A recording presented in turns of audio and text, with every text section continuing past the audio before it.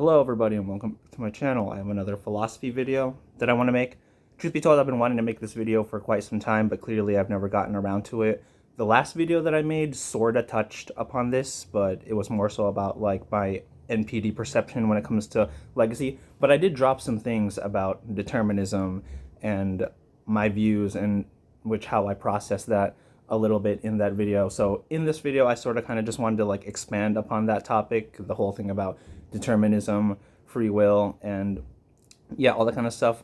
I'm a diehard believer, I guess, that free will doesn't really exist. Like, I see no compelling argument that anybody has to actually explain how you can be free in the slightest outside of illusory like description of having free will. And there's one take in the free will discussion that I just simply cannot understand, and that is basically compatibilism. When I think of the discussion of like free will and determinism and all this kind of stuff, compatibilism tries to say that free will and determinism are, compatible, hence you get compatibilism.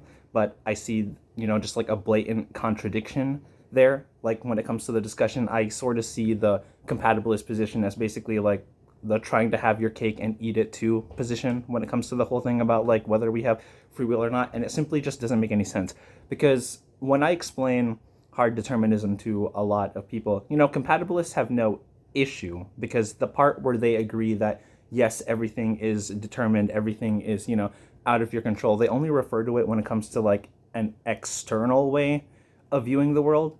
And they look at us as like free agents that are able to make free actions in an environment that supposedly has none at all. However way you can make sense of that, I don't really get it. It sounds like mental gymnastics to me. But I think everything that they do to explain how we have free will in an environment that is supposedly, not free, all of that would be my descriptions, definitions, and explanations for how I don't think we have free will. At best, that would just be, the illusion of free will. Because, okay, here's the thing. I understand that we want to believe we have free will, and we do that in sort of like a practical way to like, navigate life. It's just going to be, an easier assumption to make in which how we go along things, like, oh yeah, I have free will, I shouldn't have done that, or maybe I should have done this, whatever. Like, it was in my control to do something, even though in actuality you don't. But I think therein lies the issue, because when you use such like a practical definition of free will, just like further thinking could like easily, sort of like dismantle it. Like, I'll give you an example. You know how a lot of people might say, oh, you're a very like unproductive person, because let's say, like, imagine somebody like, oh, you did nothing all day but play video games.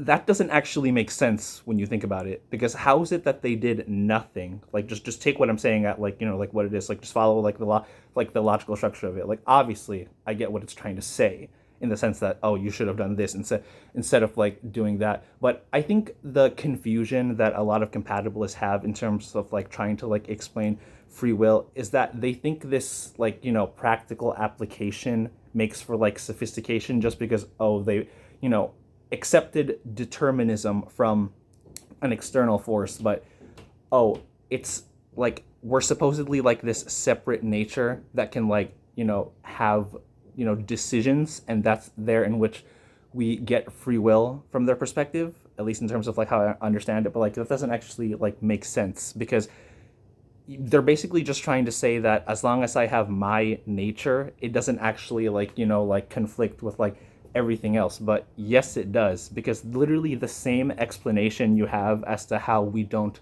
live in a free world, a free like, external world, why is it hard to comprehend that you can just like flip that around and like look at it, at yourself? And this is basically where we get, psychological determinism. You don't really choose your wants, you don't really choose your desires, you don't really choose your, like inclinations. You're just aware of them, in the same way that like you're just, let's say, aware of like the laws of physics. But like this is where I think I see like their disconnect comes from, because they think that from a practical definition of, like free will, as long as you are actively choosing to do something, quote unquote, then oh, you have free will, even in this like non-free, sort of environment. But when you call somebody like lazy or they're not doing anything, like, they're still doing something. Like, what does being lazy mean? Like, they're just like, what, like laying on the couch, not doing anything.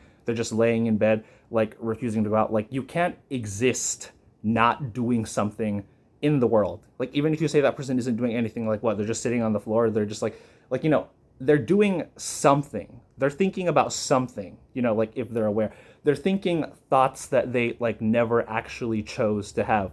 You're not actually the person that makes your thoughts. I guess this sounds very like Eastern philosophical, maybe like a Buddhist sort of like perspective, but like, yeah, you're just the person listening to your thoughts. You didn't actually choose your thoughts, much in the same way that you didn't choose what the laws of physics were. You didn't choose what the weather's going to be, all that kind of stuff. Like, all of the mechanisms happening out there in which you acknowledge that like there's no control, it's all happening in your head too. Your brain's like chemical reactions and inclinations to like certain things, like your proclivity or your lack of proclivity, like, let's say. So literally, how is it that you can just like accept that, like, okay, there's no free will on the outside, but like for us it's like somehow different? Because like it reminds me of like the scene from SpongeBob that's been like turned into a meme, like, oh, you're Patrick Star, so this must be your wallet. Oh, it's not my wallet. When you talk about that, when it comes to like externality not really being free, existing in an environment that is basically like out of your control, when you use the same reasoning, which just happens to be talking about like who we are as people internally, people get uncomfortable, I guess, because like like it like messes with like their ego, because people feel uncomfortable if they don't feel like they're in control. But even your notion that you feel in which you're in control is something that you didn't really choose, you know, at all. So it's kind of ironic, because I guess you can't really like explain it properly, perhaps, to somebody that is determined to believe that, like, yes, they have a sort of like free will. But I'm just like throwing like my thoughts out there to just try and make this like a bit like easier for somebody that wants to try understanding, I guess, the hard determinist sort of like position. Because every single time I try to like reconcile like the compatibilist position between like free will and you know existing where you don't have free will, like it's like to me, like it explains like the blatant like like mental gymnastics happening. Or or at the very least, like, I think they should just be honest. But then again, they would like have to go into like a contradiction as well, so I guess you couldn't really be honest about it, because yeah, there's just like no free will in the slightest.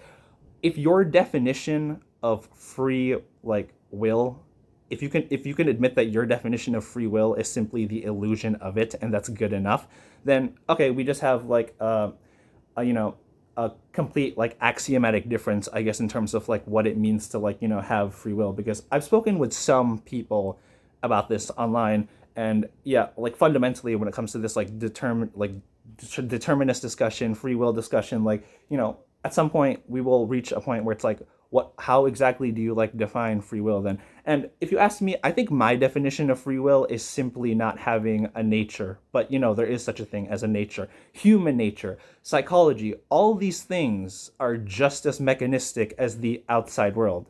So I don't really like understand why people have such a hard time like grasping that there's like no free will at all, or they think that like there's some semblance of like free will. Like, incompatibilists are like, I don't agree with them, but like I believe that they believe that free will and determinism are simply just like not like compatible. So perhaps that has something like more to like work with. But like, I don't know, I think like the whole like compatibilist sort of like angle is just, yeah, it just there's nothing to be said about it, like at all, because there's no free will in the world. Therefore, there is no free will within you, because you are confined by how in which what you can do in the world. It doesn't actually matter what you think.